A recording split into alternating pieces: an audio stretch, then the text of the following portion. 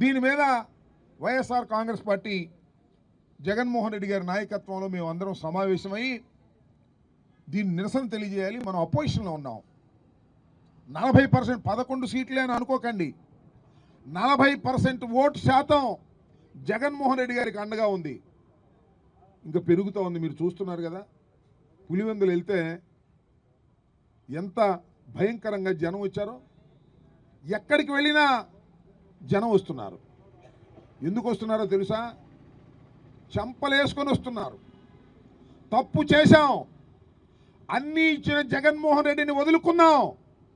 ధరలు పెంచేటటువంటి దుర్మార్గమైనటువంటి చంద్రబాబు నాయుడు గారి ప్రభుత్వాన్ని ఎన్నుకున్నాం.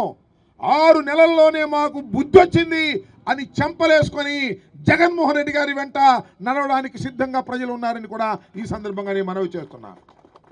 అంటే 175 నియోజకవర్గాల్లోనూ వైఎస్ఆర్ కాంగ్రెస్ పార్టీ పిలుపు మేరకు, జగన్మోహన్ రెడ్డి గారి పిలుపు మేరకు విద్యుత్ ఆఫీసుల ముందు ఒక నిరసన వ్యక్తం చేసి తరువాత పెంచిన విద్యుత్ ఛార్జీలను తగ్గించాలని డిమాండ్ చేస్తూ అక్కడ ఉన్నటువంటి అధికారులకు వినతి పత్రాన్ని, డిమాండ్ పత్రాన్ని ఇచ్చేటటువంటి కార్యక్రమం రాష్ట్రంలో 175 నియోజకవర్గాల్లోనూ జరుగుతూ ఉన్నది. విద్యుత్ ఛార్జీలు అనేక సందర్భాల్లో పెంచుతూ ఉన్నారు.